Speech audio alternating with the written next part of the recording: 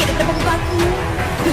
Okey, satu cadangan untuk warga Malaysia, kita sekarang akan hapuskan tulisan Cina. Sekarang kita perlu cabut dan buang segala tulisan-tulisan Cina yang ada di papan-papan tanda ataupun di mana-mana tempat.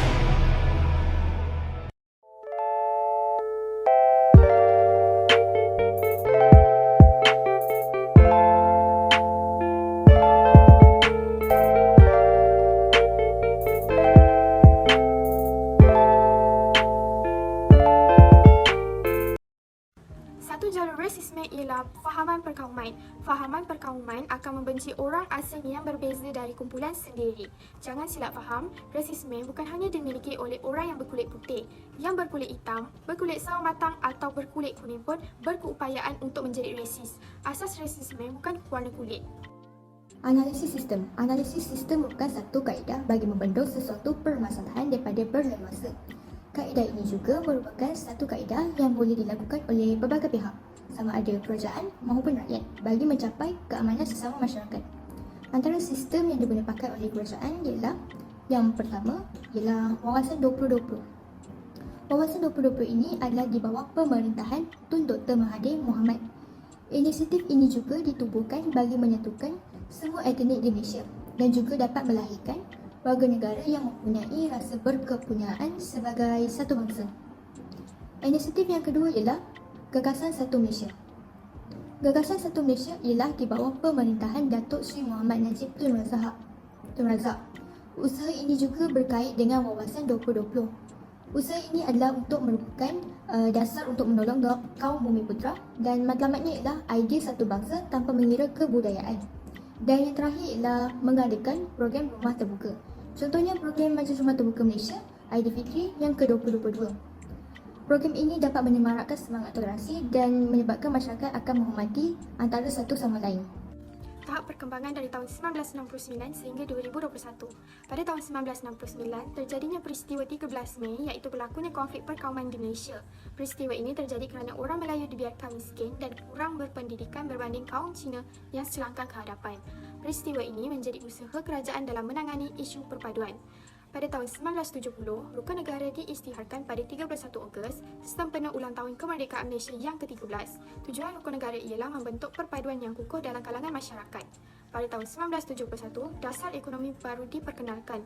Dasar ini diperkenalkan bagi menjadi kerangka untuk memperkukuhkan perpaduan menerusi penyusulan semula masyarakat. DAB ini diperkenalkan agar tidak berlaku jurang perbezaan yang ketara antara kaum.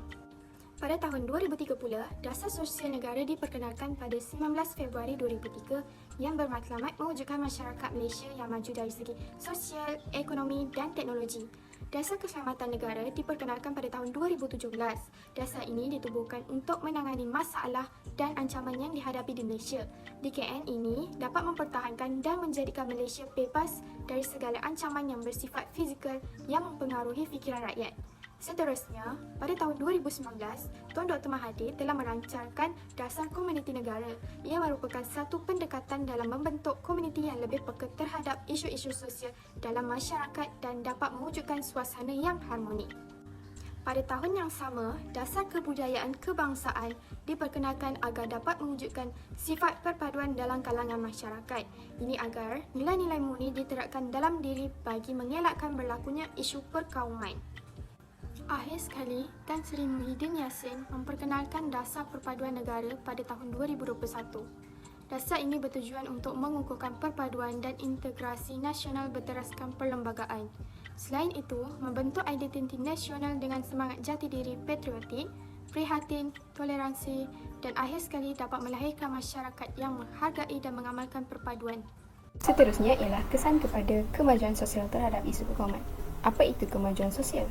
Kemajuan sosial merujuk kepada perubahan positif dalam satu komuniti yang membolehkan ahli-ahlinya meningkatkan kualiti hidup. Kemajuan sosial dikaitkan dengan penambahbaikan keadaan seperti ekonomi, politik dan sosial. Walau bagaimanapun, terdapat 3 kesan kepada kemajuan sosial dalam isu perkauman. Kesan yang utamanya ialah terhadap keselamatan negara yang terancam. Ini kerana banyak pergaduhan dan diskriminasi kaum berpunca daripada pengaruh golongan berpolitik yang mementingkan kuasa. Sebagai rakyat Malaysia, kita mestilah mengambil pelajaran daripada peristiwa yang lepas, iaitu peristiwa pada 13 Mei yang mana berlakunya Parti Perusahaan Kaum sehingga mengakibatkan kematian dan kecederaan. Hal ini terjadi kerana golongan politik pada waktu itu sengaja menyentuh isu perkauman supaya mereka mendapat pengaruh dan kuasa dalam berpolitik, sedangkan rakyat sedang berpecah belah tanpa perpaduan antara kaum. Seterusnya ialah peperangan dan pertelingkahan di media sosial sehingga mengaitkan isu agama. Kecanggihan teknologi sepatutnya membawa masyarakat ke arah kebaikan, namun disebabkan beberapa individu yang tidak bertanggungjawab telah menjadikan media sosial sebagai sarana penyebaran fitnah di mana ia membabitkan isu perkauman, isu agama dan menyentuh hak istimewaan Raja-Raja Melayu atau lebih dikenali sebagai kandungan 3R, iaitu religion, rasis dan royalty. Walau bagaimanapun, dengan kecanggihan teknologi zaman ini, pengguna boleh membuat aduan melalui platform yang disediakan pihak berkuasa Suruhanjaya Komunikasi dan Multimedia Malaysia. Platform tersebut akan memudahkan proses bagi mempercepatkan tindakan penguatkuasaan terhadap kandungan 3R dengan kerjasama pihak-pihak yang berkepentingan. Kesan yang terakhir ialah pembangunan ekonomi yang tidak stabil juga mewujudkan perkauman. Disebabkan ekonomi kita diatur oleh dasar pentadbiran British pada zaman penjajahannya, ia sebenarnya telah mewujudkan jurang ekonomi antara kaum. Hal ini tidak mustahil apabila wujud perasaan iri hati dan prasangka antara kaum. Ini kerana dari sudut ekonomi, kaum Melayu kekal dengan ekonomi tradisional seperti menjadi nelayan dan petani, manakala kaum India dalam sektor perdagangan iaitu ladang getah.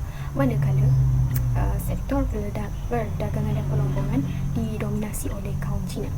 Akhirnya pihak kerajaan perlu memperbaharui dasar ekonomi yang adil untuk kemakmuran dan keharmonian kaum. Seterusnya, masyarakat juga hendaklah berusaha mengekalkan perpaduan kerana ia merupakan tugas kita sendiri untuk melihat negara dalam keadaan aman dan makmur. Selain itu juga, menjalankan tanggungjawab dengan memilih pemimpin yang adil, mengamalkan sikap toleransi serta bertolak ansur hendaklah dilaksanakan dalam kehidupan sehari-hari. Barulah kita dapat merasakan indahnya hidup tanpa persengketaan. Kebudayaan merentas etnik. Ini terjadi apabila kaum Cina merasakan ketidakpuasan hati ketika pemenangan bajet 2020 kerana terdapat berbila ringgit yang diperuntukkan untuk kaum Melayu dan Putra, sedangkan untuk masyarakat kaum Cina hanyalah beratus juta. Walaupun begitu, kerajaan sudah mengelakkan pernyataan tersebut dengan menjelaskan bahawa sebanyak 200 juta akan diperuntukkan untuk masyarakat Cina untuk mengukuhkan taraf sosio-ekonomi masyarakat Cina. Ini terbukti bahawa pemimpin negara masih mengambil tahu dan mengambil berat tentang keselesaan kaum yang terdapat di Malaysia. Seterusnya, baru-baru ini terdapat tinjauan oleh Pergerakan Belia Sekolah Semua telah mendedahkan bahawa lebih banyak etnik kaum India merasakan mereka mengalami diskriminasi dalam pendidikan negara sistem berbanding dengan jenis etnik yang lain. Mereka mendapati bahawa 9 daripada 10 etnik responden Indian atau 87% berkata mereka merasakan diskriminasi di sekolah kerana etnik mereka saja diikuti oleh kulit 69% dan kepercayaan agama 65%. Sekitar 3/4 daripada mereka menunjukkan guru sebagai pelanggaran diskriminasi mereka sebanyak 74% atau rakan sebaya mereka 73%.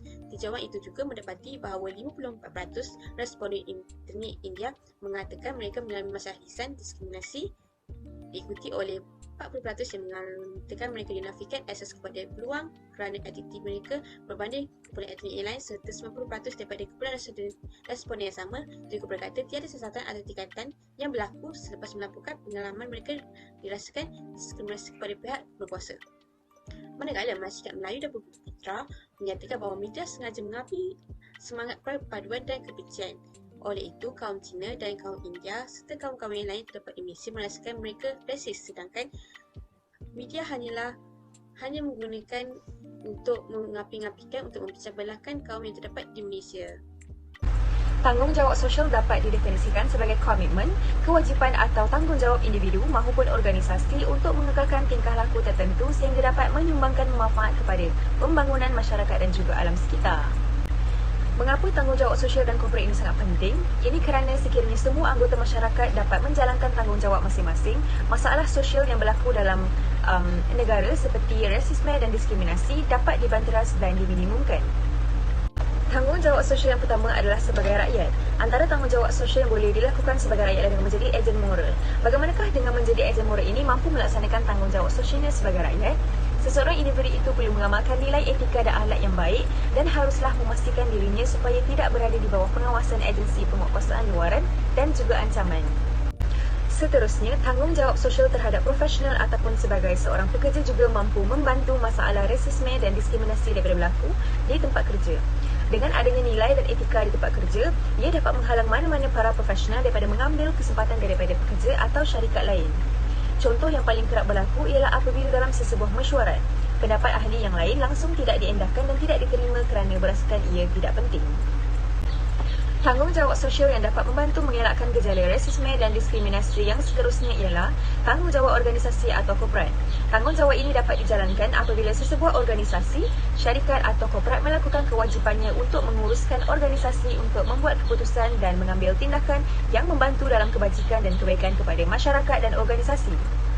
Sebagai contoh, organisasi seperti Great Eastern Takaful telah mengunjungi Ronald McDonald House RMH di Hospital Universiti Kebangsaan Malaysia HUKM dengan kerjasama Khadijah International Wakaf Yayasan KIWF untuk mengedarkan pak makanan pak iftar kepada 14 keluarga yang menetap di RMH bagi melaksanakan tanggungjawab sosial korporatnya.